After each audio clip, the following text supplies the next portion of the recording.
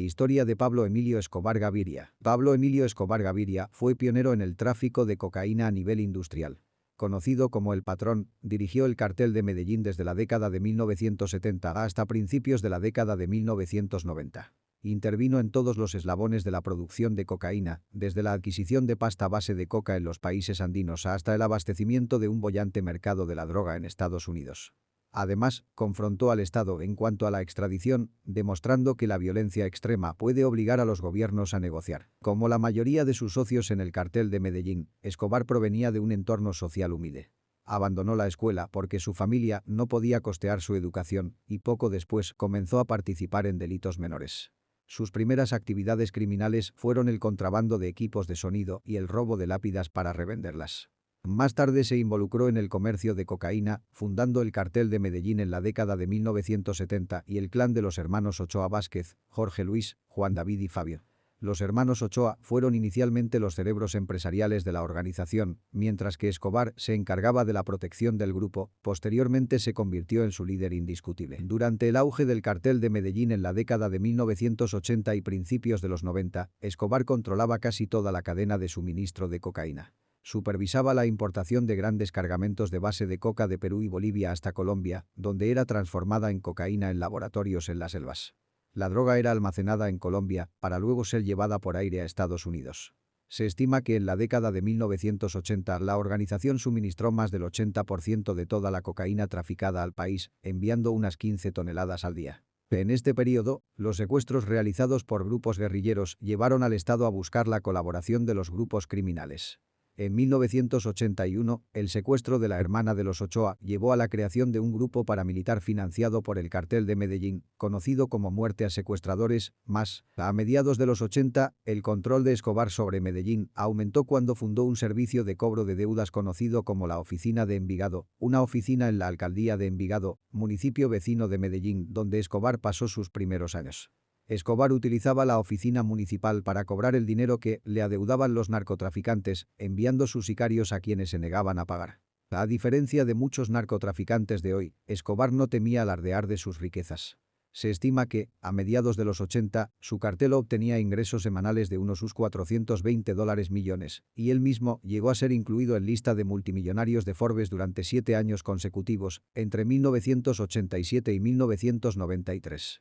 Su lujosa y costosa hacienda Nápoles albergaba un zoológico, y se dice que él comía en vajilla de oro macizo. A pesar de su opulento estilo de vida, Escobar se presentaba como una figura populista, acosado por las clases altas debido a su origen social y sus intentos de ayudar a los pobres. Intentó agitar el sentimiento antisistema y ganarse a las comunidades desfavorecidas abriendo un zoológico público, construyendo 70 canchas de fútbol comunitarias y construyendo viviendas para los pobres. No logró abrirse paso entre las clases sociales altas de Medellín, que rechazaron su solicitud de ingresar al principal club social de la ciudad. Sus intentos de vincularse a la élite política también fueron frustrados a principios de la década de los 80, cuando fue expulsado del Partido Liberal Colombiano y destituido de su escaño como representante ante el Congreso. Estas tensiones aumentaron a mediados de la década de los 80, cuando el cartel de Medellín declaró la guerra al Estado colombiano. En abril de 1984, el entonces ministro de Justicia del país, Rodrigo Lara Bonilla, fue asesinado a tiros por sicarios que trabajaban para Escobar. El Estado colombiano reaccionó firmando de inmediato la extradición de Escobar a Estados Unidos.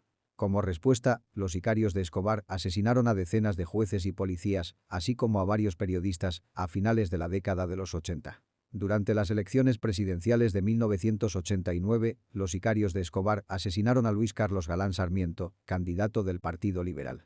Luego atentaron contra la vida del reemplazo de este último, el candidato presidencial del Partido Liberal César Augusto Gaviria Trujillo. Usando estas tácticas, Escobar finalmente presionó al Estado, en la Asamblea Constitucional de 1991, para que prohibiera la extradición de ciudadanos colombianos.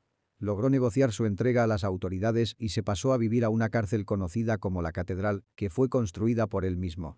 Aquella era una cárcel solo de nombre, pues Escobar controlaba a los guardias e incluso hizo construir una casa de muñecas para cuando su hija fuera a visitarlo. El capo utilizó su primer año tras las rejas para reorganizar el cartel de Medellín. Pero su influencia en la organización estaba disminuyendo. El resentimiento contra Escobar aumentó cuando les empezó a cobrar un impuesto a los miembros del cartel, que oscilaba entre $200.000 y $1 millón. Y en julio de 1992, los hombres de Escobar encontraron un alijo de $20 millones en una propiedad de Fernando Galeano, uno de los miembros del cartel. Escobar convocó a Galeano y a otro socio, Gerardo Moncada, a una reunión en la catedral, donde ambos fueron asesinados por dos de los sicarios de Escobar. Al enterarse de los asesinatos, el presidente César Gaviria ordenó que Escobar fuera trasladado de la catedral a una base militar en Bogotá. Pero el capo escapó antes de que fuera trasladado. Finalmente, los antiguos socios criminales de Escobar se aliaron con el gobierno y desmantelaron su imperio gradualmente. Sin dinero ni suerte, y apenas con un solo guardaespaldas, Escobar fue acribillado por las autoridades colombianas en el tejado de una casa en Medellín, el 2 de diciembre de 1993. A lo largo de los años han circulado muchos rumores en torno a su muerte. Diego Fernando Murillo Bejarano, alias Don Berna, ex líder paramilitar y jefe mafioso, sostiene que fue su hermano quien disparó contra Escobar. Escobar fue fundamental para la creación del cartel de Medellín y para el suministro de drogas ante la creciente demanda en Estados Unidos durante la década de los 80. A lo largo de los 80 y principios de los 90, Escobar supervisó cada paso de la cadena de suministro de cocaína, en tanto líder indiscutible del cartel de Medellín. Su organización obtenía hoja de coca en los puntos de producción primaria en Perú y Bolivia y la procesaba en laboratorios en las selvas colombianas. Luego enviaba la cocaína a Estados Unidos, donde sus agentes la vendían en las calles. Escobar se enfocó en los mercados internacionales de cocaína y nunca vendió la droga en Colombia para el consumo interno. Por el contrario, al principio utilizó una ruta aérea del Caribe para abastecer el mercado estadounidense. Además, contrataba sicarios para que asesinaran a policías, jueces, políticos y periodistas. Por otro lado, el cartel de Medellín siempre tuvo aliados de alto nivel en las instituciones de seguridad y justicia, los cuales protegían a sus miembros frente a los enjuiciamientos. Escobar también ejerció la extorsión. Cuando estuvo en la catedral, obtenía dinero extorsionando a otros narcotraficantes, quienes debían pagarle una suma fija cada mes. Finalmente, Escobar era conocido por invertir las ganancias del tráfico de drogas en artículos de lujo, propiedades y obras de arte. También se dice que ocultaba su dinero en efectivo en caletas y que supuestamente lo enterraba en sus haciendas y debajo del piso de muchas de sus casas. Escobar lideró el cartel de Medellín, llamado así por la ciudad colombiana donde tenía su base. Sin embargo, su influencia se extendió hasta Estados Unidos, donde dirigía redes de distribución. Medellín ha pagado un alto costo de violencia por su papel en el comercio internacional de cocaína. La tasa de homicidios de la ciudad fue la más alta del mundo durante la época de Escobar. Para garantizar el flujo de cocaína, desde la hoja de coca hasta el consumidor final, las conexiones de Escobar se extendieron hasta los países andinos productores, como Bolivia y Perú, y a Estados Unidos y Canadá. Buscó además refugio en Panamá, país por el que el cartel de Medellín al parecer pasó drogas en su trayecto hacia Estados Unidos, cuando las autoridades colombianas intentaron capturarlo. La exitosa carrera de Escobar en el AMPA se basó en sus abundantes alianzas. Sin embargo, sus acciones y su riqueza, así como su perfil público, también le granjearon muchos enemigos, cuya eventual alianza finalmente condujo a su caída. Los hermanos Ochoa Vázquez, Jorge Luis, Juan David y Fabio, fueron aliados de Escobar durante años. Ayudaron a conformar el cartel de Medellín y trabajaron mano a mano con el capo de la droga para dirigir la organización. Otros, como José Gonzalo Rodríguez Gacha, alias El Mexicano, también ayudaron a la organización de Escobar, con hombres y apoyo logístico. Escobar también tuvo alianzas con socios radicados en países productores andinos.